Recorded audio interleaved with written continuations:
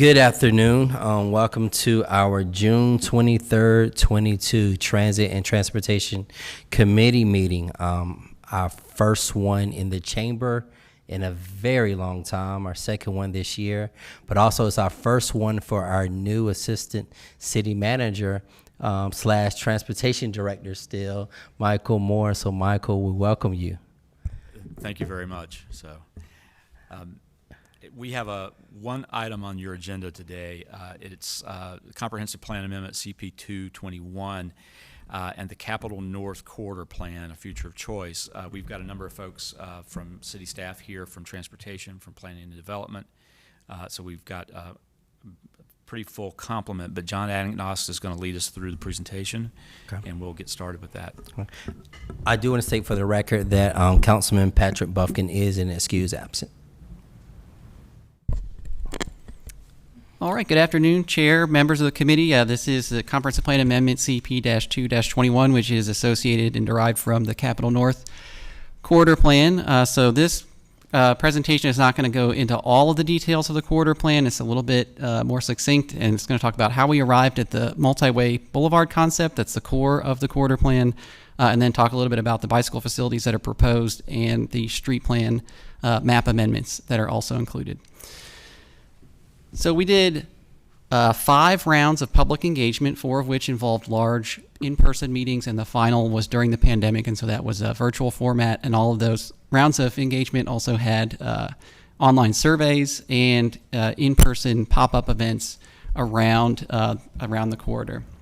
And so there were some themes that really were consistent throughout the engagement, and the main one that we heard from the community was to relieve traffic congestion along Capitol Boulevard between 440 and 540, and then also improving pedestrian safety and the overall aesthetic appearance of the area. So we did have a visioning phase that was kind of the very beginning, and this is a word scramble that we produced from the survey responses and the in-person meeting responses that we got from that.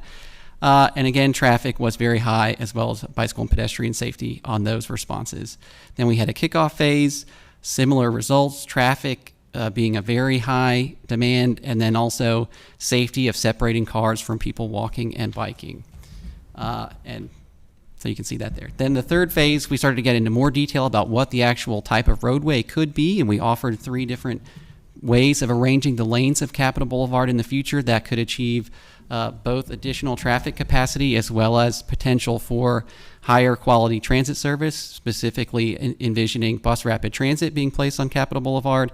And so this was the most popular concept of that round of public engagement. So this having the center running bus rapid transit lanes or dedicated bus lanes, and then an outer lane for local trips. And that was, the separation of that outer lane and giving a little bit of a buffer for pedestrians was something that was identified as desirable in that phase of public engagement.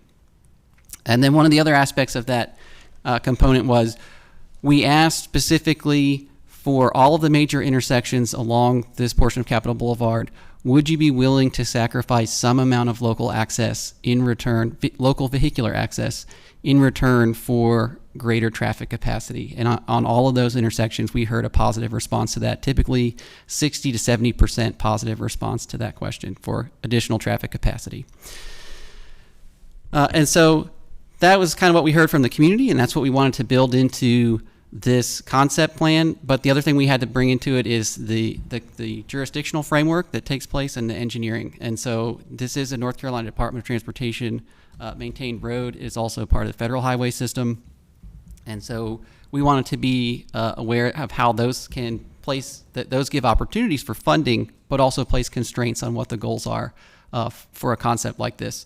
And so one of the most important things that we kept in mind throughout developing the Multiway Boulevard concept was we want to improve bicycle and pedestrian safety, but in order to get state and federal funding for improvements to this roadway, there has to be some benefit for traffic capacity. That we're not going to receive those outside funding sources if the ability to move private vehicles is maintained at the same level or is reduced. It really has to be a benefit for either capacity or the amount of time it takes for cars to travel through this corridor.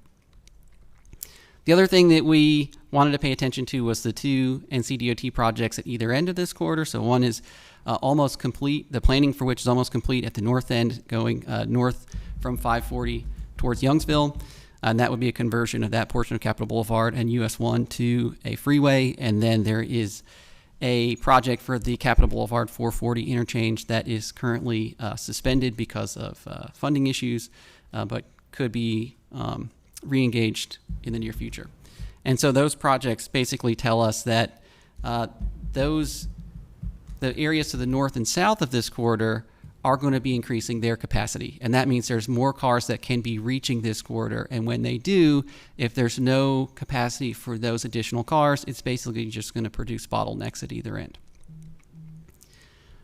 So we also looked at the existing travel demand in this area. And one of the most important things that we found in that analysis was that the distribution of trips in this area is actually very even. So I think there's some assumption that a lot of the trips are just people passing through the entire corridor, commuting from north of Raleigh into downtown or trying to reach 440. And actually what we found was it was almost an even distribution between people coming from outside into the corridor, starting in the corridor and going outside, and then people passing all the way through. Almost completely even distribution between those styles of travel. The other thing is that there's almost two different sections of this portion of Capitol Boulevard. So south of Lewisburg Road is much narrower in the existing right-of-way. It is also the area that has to handle more traffic because it is accepting the vehicles coming from Lewisburg Road, which is also Highway US 401. And so when that comes into Capitol Boulevard, that is increasing the vehicle trips per day south of Lewisburg Road. And then north of Lewisburg is a wider right-of-way and a slightly less demand for private vehicles.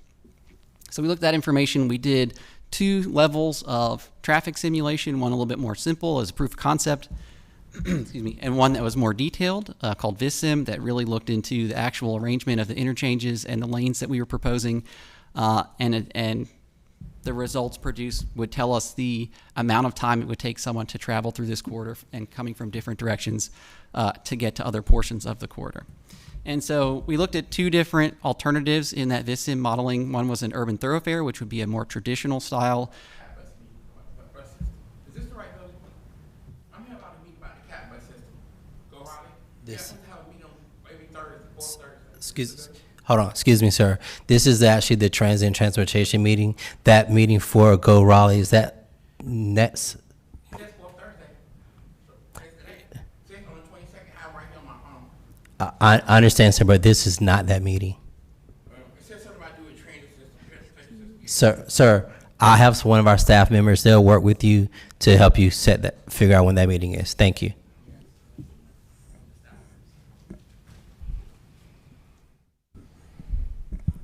John, you can continue. So the first alternative that we tested was a more traditional conversion to grade-separated interchanges in a more limited access style of roadway. And then the second alternative was the Multiway Boulevard that ended up in the final report.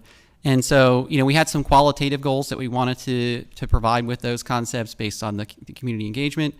And then we also basically wanted to think through what does that actually mean for the surrounding area. And so I found a couple of examples in Charlotte that I think illustrate what these 2 concepts would produce on Capitol Boulevard. So this Independence Boulevard in Charlotte, and this is an example that we thought about a lot of how a similar roadway was converted to have interchanges and what that resulted in. So you can see here it's very wide. The interchange that allows cars to cross the main artery is a large interchange. The way a pedestrian would navigate that interchange would require a lot of additional travel to get across that distance. And this is an expansive roadway. Also, the interchanges, again, somewhat large, somewhat more like a highway interchange. And so this is more like what we would have expected from an urban thoroughfare style of concept for this roadway. And so the benefit of that is that it does actually allow a lot of vehicles to move through. The detriment is that it doesn't have a lot of sensitivity to the surrounding context. The other detriment potentially is, as you can see in this image, if there's an existing development pattern that has a lot of driveway entrances, that reduces the benefit of this type of roadway. So in this example, it's something like 6 driveways in about a half a mile. So even if the roadway itself is able to move more cars, if there's constantly cars coming in and out of those driveways, you're going to lose some of that benefit. And so those are the kind of the details that we wanted to think through when we were making the qualitative analysis of this, in addition to the technical analysis. So then also in Charlotte, there is multiple light rail lines that can provide an example of how a multi-way boulevard would work. Now, in these examples, the central portion of the roadway would be, in the Capitol Boulevard context, bus rapid transit lanes or high-quality bus transit lanes and vehicle lanes. In the Charlotte context, it's actually a light rail line. But it gives you a similar sense of how that would interact with pedestrians and the surrounding context. So as you can see here, the existing intersection corner is very similar to what you would see from a traditional intersection. It's at grade. The pedestrian is walking across a flat level area to get to the center, and then there's a waiting area in the center before they cross to the other side. And again, that can also provide the access to the bus rapid transit lanes that would be placed in that elevated structure. And you can see that vertical circulation in this example from Charlotte, which is, again, going to a light rail line, but a similar concept could be applied on Capitol Boulevard. And again, it can be a more compact style of interchange. And so that's really what we were thinking about is what is the best type of roadway to fit into this context. And so when we tested those two alternatives in the traffic simulation software, basically they performed similarly. The urban thoroughfare did perform a little bit better, but the Multiway Boulevard did provide significant benefits for traffic capacity. And so based on those results, really what we thought is if we can combine the traffic benefits with the sensitivity to the existing context, the development pattern, as well as the pedestrian safety benefits and comfort benefits, then really that's the best solution for this particular stretch of road. And so that's where we have the Multiway Boulevard, where you have the through lanes that provide the quick commuting travel, and then the local lanes which provide the access to the local destinations and neighborhoods, as well as a 12-foot sidewalk for pedestrians and would also be used for cyclists. And so again, looking for compact interchanges, the most urban type of interchanges, and then having a 35 mile per hour design speed on those outer local lanes. So again, trying to bring those speeds down on the outside to make it more comfortable for pedestrians and safer. And the interchanges themselves that would be built into that can also be a safer crossing for pedestrians. We also have concepts for how bicycle lanes should cross those interchanges. This is a policy that the city already has in place, that when there's a grade separated interchange, there should be a protected bicycle facility through the interchange. So we have those provided by one of our consultants, and we would provide that to NCDOT if they take up a project based on this concept. And there are policies from NCDOT where they can provide a significant proportion of the funding for bicycle and pedestrian facilities that are in adopted plans, local plans. We also have proposed prioritization of bicycle routes on the Bike Raleigh plan that are included in the Capitol North plan. So again, trying to identify the most immediate benefits that we can provide to cyclists to travel in the surrounding area as this conversion to the Multiway Boulevard is taking place, to provide an alternative to that 12-foot sidewalk on the Multiway Boulevard, particularly for the lower confidence riders who might prefer to travel on a neighborhood or lower scale street. And so you received some comments from the Bicycle and Pedestrian Advisory Committee during the public hearing for this amendment and plan, basically that they are in favor of a separated bicycle facility on Capitol Boulevard. And so we had some conversation with them at their meeting in March to talk about some alternatives. So, we have a section that we're proposing for the Multiway Boulevard, but there are other ways to treat that 12-foot sidewalk. So it could be a 6-foot sidewalk with a 5-foot bicycle lane. It also could be a multi-use path that basically provides a bicycle and pedestrian. Facility within the same asphalt surface. So there are some alternatives, and really the trade-offs there is that those alternatives can provide a higher quality bicycle experience, but they are typically going to require additional right-of-way. And so right-of-way is one of the major considerations that we have for this corridor, particularly south of Lewisburg Road, where it is narrower than what we would need for the Multiway Boulevard. The other thing I want to point out about things like a multi-use path and a bicycle lane is that there are a lot of driveway entrances on this corridor, and over time with redevelopment, a lot of those would likely be combined through cross-access and combination of parcels. But that context can make it less beneficial to have a more free-flowing bicycle path if those cyclists are having to traverse vehicles exiting or entering a driveway every 200, 300 feet. So that's in an urban setting like this, something to take into consideration. But we do have a little bit of a breakdown of what the additional right-of-way might be for those different alternatives. And then we also wrote a draft policy that is available if you would like to recommend it be added to the corridor plan. That would basically say that if we do elect to go with the 12-foot sidewalk, there could be a particular material that's placed in that within that 12-foot sidewalk that would differentiate about 5 feet of it as more of a bicycle-oriented portion of it, and that could be through a different, using asphalt and also painting to make that clear. And then the final thing I want to talk about is the street plan. So we have the Multiway Boulevard concept that we're proposing, the bicycle and pedestrian facilities, and the bicycle route prioritization in the surrounding area. And then one of the other key factors here is the street plan. And so this area, particularly south of Lewisburg Road, does not have a well-connected street network except for streets that pass through residential neighborhoods.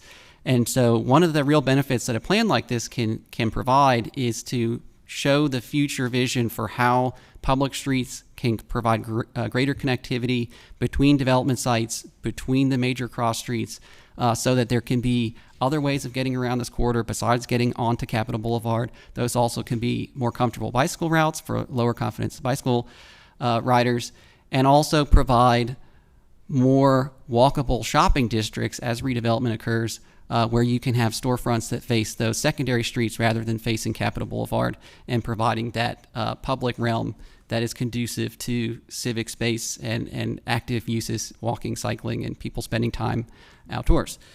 So we did receive some comments about street plan recommendations during the Planning Commission review.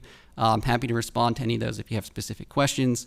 And one thing to note about those is that the zoning code, the Unified Development Ordinance, does allow some relief for those requirements if there is incremental development of an existing site. So there's small scale development of an existing business. Those types of things can be achieved without requiring a piece of property to dedicate the public street that's shown on a street plan. Larger scale development would require the dedication and construction of those streets. And so that's the presentation.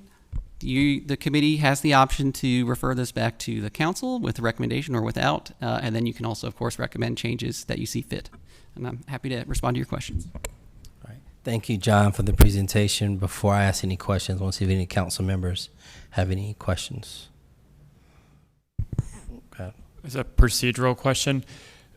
I'm looking at the agenda back up, and it says that we had a public hearing for the North Corridor Plan and the Comp Plan amendment, closed the hearing, referred it to committee. So when we refer this out, is it going back to Planning Commission, or is it just at the council table for a final vote? It would return to the city council. For a final vote? Yes. Right. Okay. That was the only question I have. I'm happy to let y'all decide. I think you probably know what I'm going to want to say, but go ahead. So I have a couple questions. My first one, I'm thinking about the area between Brentwood and Buffalo Road. There's a lot of driveway cuts in between that span. How, if I'm heading outbound, but I need to get to something on the other side, where would I turn? I mean, and if I'm coming inbound and I want to, turn and get something on the other side, again, because I'm looking at where Troywick and Old Troywick come in, where Old Buffalo comes in. How are those connections as well being handled? So I'm asking you multiple questions, kind of on purpose, so you can kind of touch it all, and then I have a couple more questions. Yeah, so the way that would work is that there are the outer lanes, which is provide the local access. So if you are exiting a neighborhood street or a shopping center, you would come out onto that local lane, and then every so often in between the major cross streets, there are what we call slip lanes. So that's basically like an on-ramp and an off-ramp. It's just kind of short, and it's not the large structure that you would expect from a highway interchange. It's more just that there's an outer lane that's going to transition into the inner portion of the roadway and then merge into those other lanes. And so there are going to be situations where you won't be able to go immediately. Like if you're coming from the east side, like from the Starmount neighborhood, and you want to go southbound, you might have to go past the very next intersection and actually go 2 intersections up before you can make that U-turn and go south. That is a potential that could happen. And one of the ways that we can help make that smoother is at the bottom of this image, you can see what's called a Texas U-turn. And so what that is you can see you have the outer local lane is coming up to underneath where the interchange bridge would be. And so there is a potential to basically provide a U-turn lane that's on, let's see if I can, yep, on this side of the signalized intersections that are within that interchange, where that person, if they're all the way on the left side of those local lanes, can basically bypass those traffic signals because all they're doing is making a U-turn. They're not conflicting with any other turning movements or other vehicular movements. And so they can basically just go northbound, move over to that left lane, make that U-turn without interacting with the traffic signals, and continue southbound. So that's one way of addressing the reduced level of access. Okay. So basically, capital is going to be kind of elevated if you're building bridges. So the goal is that the local lanes would be kept at the same grade as the existing street corners. That's one of the policies that's in the corridor plan. And the purpose of that is, number one, for visibility of existing businesses, that people driving in those local lanes are still going to be able to see those businesses and know where to turn. And also, it retains the feel and the use of the existing development pattern. And so in a lot of cases, what would happen is those center lanes, the through lanes, would be elevated over the cross street based on the grade of, basically how hilly it is in the different portions of this corridor. In a lot of cases, it's going to be the middle lanes that go up instead of going down. Now, there could be situations where we are able to recess those, but those details we're not able to fully work those out through this concept plan. That'll take some more engineering if this goes into an NCDOT project. Okay. The good part is I've actually seen this happen down in Florida, where they took a road and they pretty much, I've driven the Texas U-turn, so I kind of have an idea. So that's why it gave me the reason for asking that question. One of the questions that was in the backup that the Planning Commission had questions about had a lot to do, and you touched this a little bit, the streets and making our I call it our connectivity, helping with connectivity and adding streets and lanes. Can you speak just a little bit to what are the drivers that would cause a street to be added due to improvement? Yep. So there are basically 4 types of development plans that are going to trigger the dedication and construction of a public street that's shown on the street plan. So there's preliminary subdivision, and then there's 3 tiers of site plan. So only the highest tier of site plan, the tier 3, requires dedication and construction of a street that's proposed on the street plan. Tiers 1 and 2 do not require it. And so tiers 1 and 2 requires renovation of an existing building of a certain size. I believe it's less than, I think tier 2 is less than 10,000 square feet, and then additions of a certain amount of square footage, somewhere in that similar range of 10 to 25,000 square feet. Basically, if there's a small enough scale of development that's occurring, then you can slot into one of those tier 1 or tier 2 site plans. And then really full development, redevelopment of a site is going to push you into tier 3 if it's a brand new development, or if it's above, those different thresholds, depending on whether it's an addition or renovation, you'll have that. And then one of the big issues that we have been running into recently is preliminary subdivisions, because preliminary subdivisions always require dedication of public right-of-way. And so planning and development staff have been talking internally about, is that something that we would like to bring to the council's attention as a possible text change to provide mechanisms within the preliminary subdivision framework where it's not always the case that if someone wants to subdivide a piece of property, they have to dedicate those streets. But currently, that is the way it operates. Good. So this specific road is a very dangerous one for pedestrians today. And I think we're seeing it grow in challenges with pedestrians in that area. I'm curious how this might help that situation, or if there is still some things we need to think about. And specifically, I'm thinking about individuals who are crossing in between intersections like Frogger across all those lanes of Capitol Boulevard. I could see this potentially helping and forcing folks to use crosswalks, but I'm curious how y'all have thought about that and what you've learned. Yeah, mid-block crossing is one of the biggest issues, one of the biggest safety hazards on Capitol Boulevard currently. And so there's probably two or three things I would say that we've thought about in response to that. Number one is this type of project, the separation of the local lanes from the through lanes is almost certainly going to involve physical barriers between those sets of lanes. So guardrails, particularly if you want to have the trees in that outer median like that. NCDOT is pretty much going to require guardrails on either side of that. And so a physical barrier like that of 2 guardrails and vegetation is a pretty big hurdle, a pretty big deterrent to people attempting to cross. And then the other aspect is, where is the person trying to get to? And so currently, one of the ways that people cross mid-block is because they want to get to a bus stop that's on the other side of the street. And the bus stops are separated from the intersections because the bus needs to clear the intersection for safety reasons before stopping to take passengers. And so one of the benefits of having the dedicated bus lanes in the center of the roadway and then being able to integrate bus rapid transit stations into the interchanges is that there's not an incentive to cross mid-block to reach a bus stop because the bus stop is in the interchange. So to access the bus stop, the most desirable way to get to the bus stop and the easiest and most comfortable are all going to be the same, which is to go to the interchange, use the pedestrian facilities with the interchange, which will have signals, pedestrian signals and traffic signals, and then reaching the bus stop. And so really, we think those two factors will do a lot. And then just crossing at the interchanges themselves, whether or not you're trying to access a bus stop, with the interchanges providing a larger waiting area and shorter crossing distances, a pedestrian is going to have a more comfortable way of getting across and not have to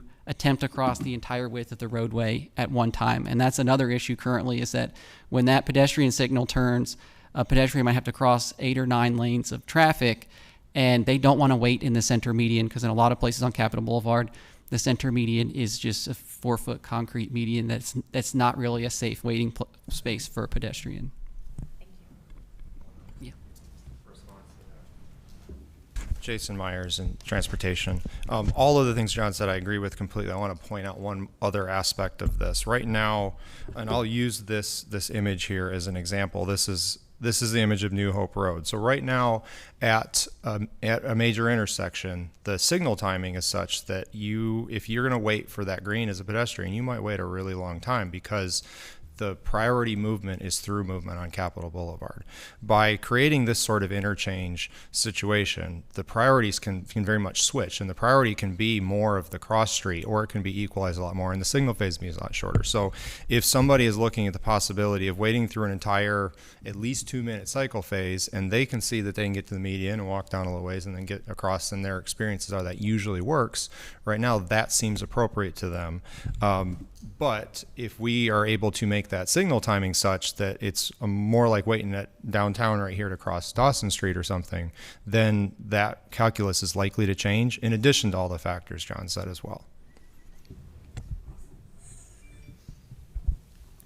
I had, I think, 2 concerns when this came before council. One, Councilmember Stewart sort of raised was folks trying to get across.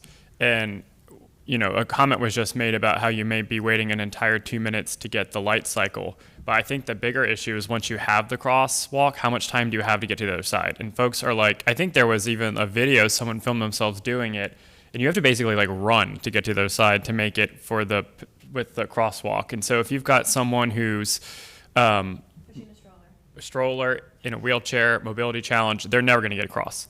And so I think if we're going to take this time to develop this plan, making sure that we've addressed, I think the two primary issues are pedestrian access and safety, and then multimodal transportation. So I'm really encouraged by the map that you've shown for the multimodal transportation, at least on the outside of it, the multi-use path and the bike facilities. If BPAC it has a preference for a separated bike facility, I would be comfortable adding some language to our recommendation that we're feasible to provide that sort of the 5 foot for the bike and then the other 6 or whatever feet for the pedestrian path. I'd be comfortable referring that out with this. And then I don't know what we do about the street crossing, but it sounds like some of this restructuring of the right-of-way, putting the transit in the center lanes may actually really help, because now instead of going all the way across, you're just going midway to be able to get on transit. So I would think that my opinion is I'd like to add some recommendation that we're feasible to add that 5 foot for the bike separated, and then just refer it back for approval.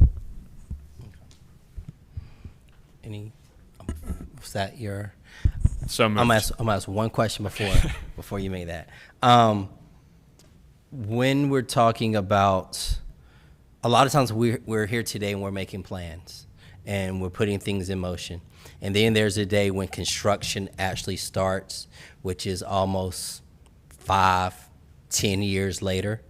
What's the communication? Have we put some type of communication or engagement for businesses and for the community to give them some type of notice prior to all of a sudden the U.S. sea guys out there marking the road up because we're about to start moving dirt? Yeah, there's two components to that I'll point out. One is that if a project like this receives federal funding, which it almost certainly would, that comes with requirements for communication with local businesses, particularly about if there is a reduction in the access surrounding their business or travel patterns surrounding their business. That is a communication effort that is pretty much guaranteed to take place. And then the corridor plan also includes a couple of actions that talk specifically about providing grants, a grant program to assist businesses to manage the disturbance to their business activity while construction is occurring, and then potentially if there's redevelopment occurring in relation to this or just as a general part of growth in Raleigh, that grant program could also be applied to relocation. But yeah, that's something that we did think about and want to. This plan recommends that the city provide resources to assist those businesses. And so it really comes down to, once the plan is adopted, the city departments bringing that forward to the council to get those programs rolling as the construction moves forward. Okay. Mr. Chair. Yes. I'd just like to point out the Public Project Community Support Fund that was included in the budget as a pilot does have monies in there for just that type of activity that Mr. Agnenos was speaking to about business support during construction and the kind of disruption there. So we have contemplated how that might happen. We'll say we don't have it completely fleshed out. We've had some conversations with community. I think that might actually even vary from community to community about how that support would be in place. But we have contemplated that, and you'll see some of that come forward on the New Bern corridor particularly. So this would be a project that would also be eligible. I think this would be a community, particularly some of the smaller businesses in this community would be eligible as well if they meet our criteria. But just for the council and the committee's information, we have contemplated how that might happen. Okay. You had a question? What did you call the fund? The Public Project Community Support Fund. Is that what we used to call the Equitable Development Around Transit Fund? It's what we referred to as the Equity Fund previously. So why did we change the name? we wanted to make, so equity has a can take a number of Right. flavors. We wanted to make sure that the fund name was more descriptive as to what we were trying to Can do. you say the new name again? It's the Public Public Project Private Community Project. Support Fund. Okay, I'm gonna say Public it 3 project. times to myself. I've been calling it the old name, so I was just curious. Yeah, So- public project. I think the important part of Community. that is it's community support around public projects. That's how I. Same intent, different name. Yes, sir. Okay. All right. Did you have a question? Okay, go ahead. Oh, you're fine. So I do want to wish luck to whoever is in charge of planning around construction around this, especially as you all keep in mind our bus riders and our pedestrians on this very high intensity use area. I can imagine a lot of challenges with that, so thank you in advance in thinking through that. The other thing I want to throw out there now, and this is related but more tangential, is the term we heard on Tuesday of stabilization planning, especially thinking about mini city and folks around there in terms of housing, but also businesses. So it sounds like we're already connected with the public project something. Public Project Community Fund, There it is, Public Project Community Fund, PPCF. PPCF. But stabilization planning, I just want to harp on that again today. So thank you. All right. I actually have one more question, then I'm actually going to open up to see if anyone here from the public has any questions.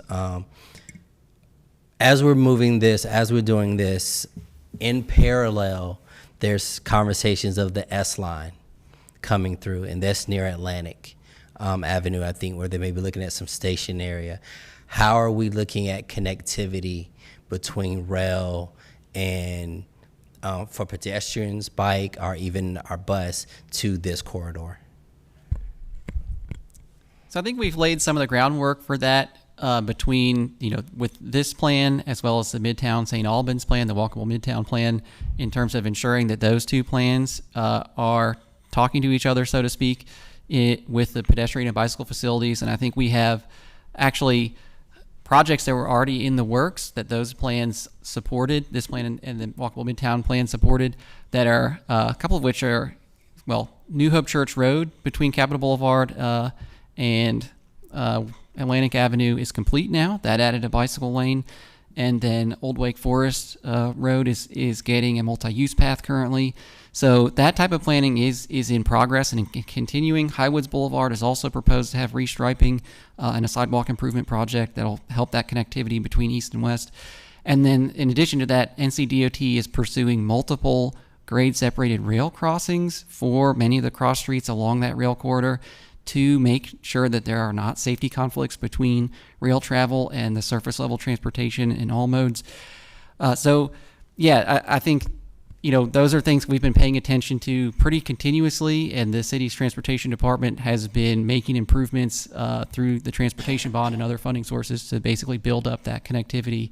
And this plan has additional prioritizations for neighborhood streets that can connect into that.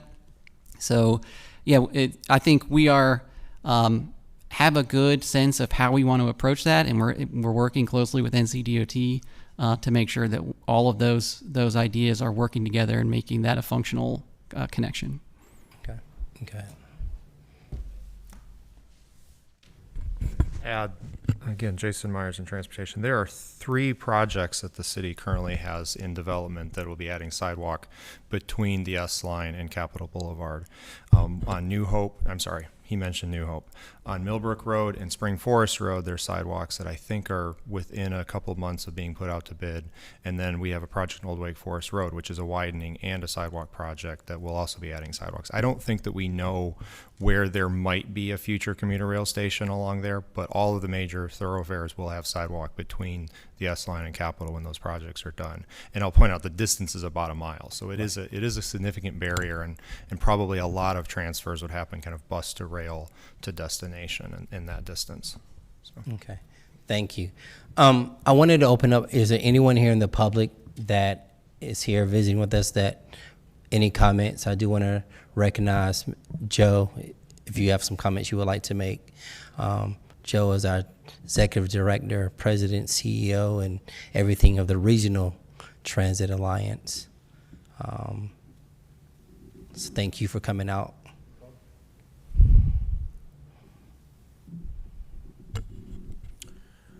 Joe Milazzo, as you said, Joe Milazzo, Executive Director of RTA, which is a regional program of the Raleigh Chamber. We're here just to thank the council, the committee and the council overall and the staff for looking at this corridor and showing support for the option. It is the Multiway Boulevard is an excellent way that optimizes a number of goals for the city and for the region. We have referred to it as a multimodal gateway as well. We look at it as something that will be essential for the city's future from a certainly aesthetic standpoint, as it would look. We're also supportive of it for some of the main reasons that were talked about today, Corey. The pedestrian connectivity, the reduced crossing lengths,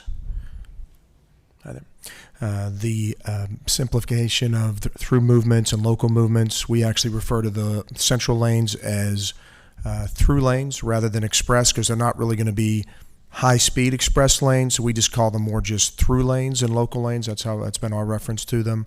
But the fact that this also prioritizes bicycle movements, multimodal movements, that'll provide all-day congestion relief while still maintaining access to local businesses and making a more attractive footprint. It's rather a remarkably, I'd say awesome, just it's an awesome design to try to cover all the bases, and for a 5-mile corridor, it'll make good connectivity in the future, regardless of what happens north or south. But the main piece is as housing costs continue to rise, making sure we have respect the need for some folks to travel longer distances and have a reasonable way for them to do that, but also making sure our local businesses can continue to be served effectively well, and also pedestrian crossings. And anytime you make that crossing distance shorter, safer, and faster, it's a good thing. All right, thank you. Thank you very much. For those who just came in, this is the Transit and Transportation Committee meeting discussing the Capitol Boulevard North Corridor Plan. We actually started at 3. So are y'all here for the Planning Commission, which is later? I just want to make sure. Okay, it's actually in room 305. Planning Commission meeting is in room 305 right upstairs. No problem. Oh. Are you ready for a motion? Yeah. So if there's no one else here from the community to speak on this, I would now bring it back to the table for council. I would move to recommend this back to the full council with the additional policy language for the separated bike facility where applicable. Okay. Is there a second to that motion? It's been moved and properly second on said motion. Clerk, do you have the motion? Separated bicycle facilities where applicable. Okay. Based on the staff presentation, yeah. Okay. All right. I will call the question. All in favor, say aye. Aye. Those opposed have the same right. Motion carries unanimously. This was our only item on our agenda. We will not be meeting in July or August. I'm going to go ahead and call it. We're not meeting in August. So if there's any other items that need transmit consideration over our next council meetings, they will be handled in the month of September. With that said, we are adjourned.